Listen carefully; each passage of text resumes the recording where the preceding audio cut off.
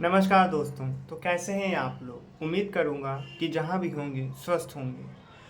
आज चुनाव आयोग की तरफ से एक निर्णय लिया गया है, या फिर यूँ कहें कि एक डायरेक्शन दिया गया है। लेकिन मैं उस पे बात करूं उससे पहले आप सभी से एक छोटी सी रिक्वेस्ट है कि प्लीज़ चैनल को सब्सक्राइब, वीडियो को लाइक और अपने सभी दोस्तों के साथ शेयर ज़रूर करिएगा। तो चलिए वीडियो को शुरू करते हैं बिना टाइम वेस्ट किए।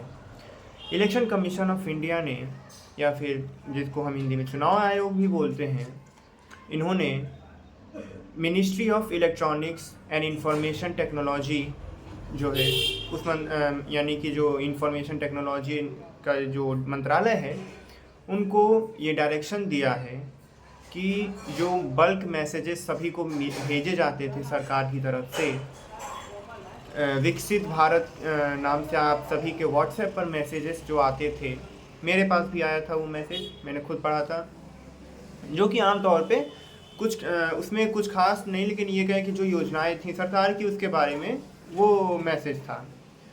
तो चुनाव आयोग का ये कहना है कि क्योंकि अब मॉडल कोड ऑफ कंडक्ट यानी कि आचार संहिता लागू हो चुकी है, तो अब सरकार ये मैसेजेस नहीं भेज सकती है। इसलिए ministry of electronics and information technology जो है, यानी कि जो मंत्रालय है, वो अब ऐसे मैसेजेस को भेजना बंद कर दें। ये जो है डायरेक्शन दिया है चुनाव आयोग ने।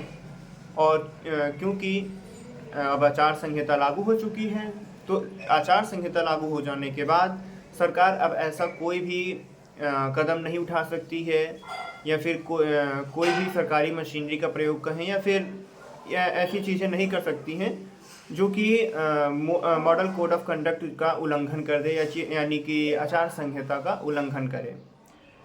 तो जो व्हाट्सएप पर मैसेजेस जो अब तक आपके आ रहे थे, आपके व्हाट्सएप के ऊपर सरकार की तरफ से, वो अब मैसेजेस आपको देखने को नहीं मिलेंगे।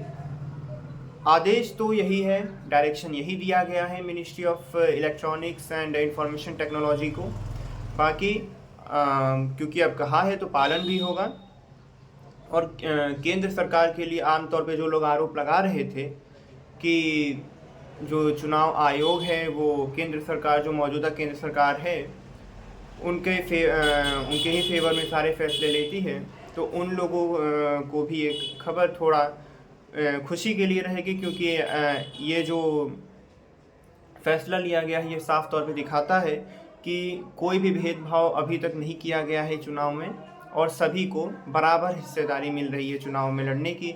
बराबर कहें एक तरीके से बराबर कंपटीशन है, प्रतियोगिता जो है सभी के लिए बराबर है। इस टाइम पे कोई भी ना ज़्यादा इस्तेमाल कर सकता है किसी चीज़ का, ना सरकारी मशीनरी का, ना ही कम। सब लोग अपने अपने लेवल पे एकदम एक ही लेवल पे लाने की कोशिश जो होती है इलेक्शन कमीशन ऑफ इंडिया की चुनावों में, ताकि किसी को भी एक्स्ट्रा या फिर ज़्यादा बेनिफिट ना मिल जाए, उसके ऊपर ध्यान सही दिया गया है, सही तरीके से दिया जा रहा है। और ये जो मैसेजेस आ रहे थे इसके ऊपर अब रोक लगा दी गई है, क्योंकि ये आचार संहिता का उल्लंघन था इलेक्शन कमीशन के हिसाब से। और इलेक्शन कमीशन ऑफ इंडिया को इसके बारे में कुछ कंप्लेंट्स भी गई थी कि क्योंकि अब आचार संहिता लागू हो गई है, तो सरकार को अब इस तरीके के जो मैसेजेस हैं, जो योजनाओं के बारे में जो जानकारी है, वो अब नहीं भेजना चाहिए। क्योंकि अब पूरे 5 साल में तो जो भी योजनाएं थी वो जो भी लागू की है सरकार ने, वो तो खुद ही उतने टाइम तक फैलाया गया है। तो अब एक्स्ट्रा में एंड टाइम पर जब चुनावों की जो तारीख है वो अब चुनाव की जो तारीख है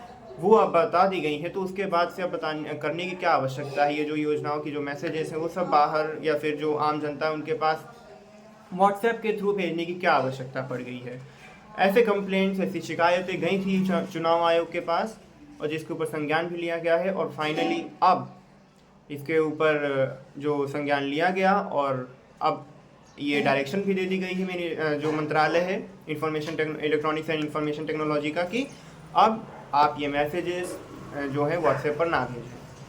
तो इस वीडियो को मैं यहीं पे रोकता हूँ। बाकी उम्मीद करूँगा कि आप सभी को ये वीडियो काफ़ी अच्छी लगी होगी, इन्फॉर्मेटिव लगी होगी, और आप सभी चैनल को सब्सक्राइब जरूर करके जाएंगे, और वीडियो को लाइक भी करेंगे, और अपने सभी दोस्तों के साथ शेयर जरूर करिएगा। और अगर आप सुझाव देना चाहते हैं किसी पर्टिकुलर टॉपिक के ऊपर अगर हम वीडियो बनाएं, तो ज़रूर बताइएगा, हम उसके ऊपर वीडियो बनाने की कोशिश ज़रूर करेंगे। तो मिलते हैं आपसे एक नई वीडियो में।